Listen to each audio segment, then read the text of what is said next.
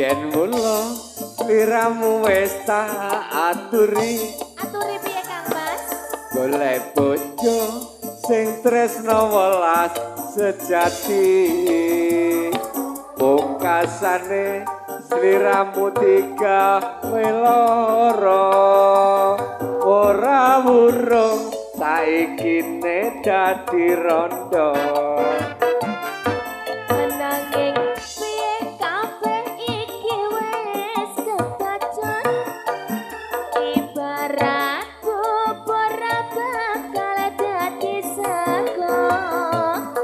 mula ketonku iki tanpa upama ngarati ngono lamaran masa iya sing tak tampa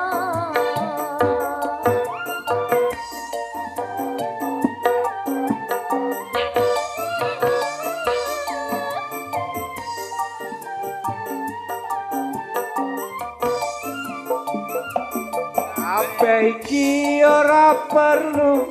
digetuni janjiku biyen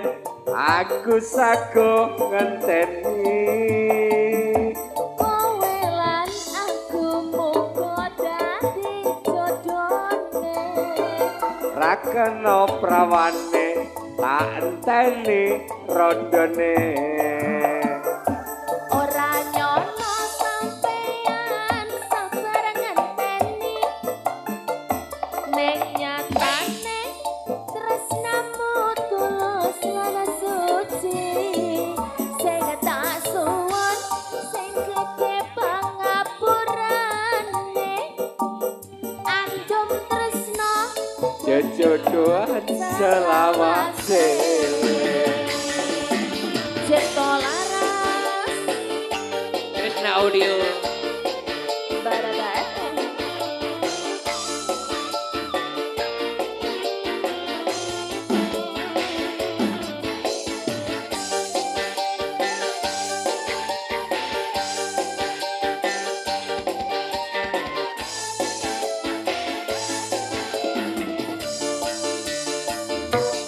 yen mula sliramu wis tak aturi golek bojo sing tresna welas sejati pungkasane sliramu tiga weloro ora urung saiki ne dadi rondo nanging api kabeh iki wis kebacut ibarat bubur bakal dadi sego mula ketonku iki ora usah diketungi ngarati ngono lamaranmu sing tak tampa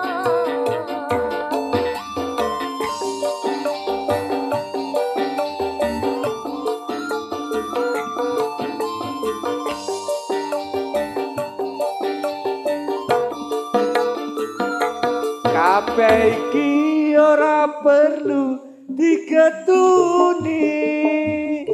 janjiku biyen aku sago ngenteni kowe lan aku muga dadi jodone ra kena prawane anteni rondone ora nyono sampean sabar ngenteni Kang Mas ning nyatane tresnamu tulus lan suci sing tak suwun sing gedhe pangapurane andom tresno sejodohan selawase andom tresno sejodohan selawase Sun, Matur suwun Pak Bari.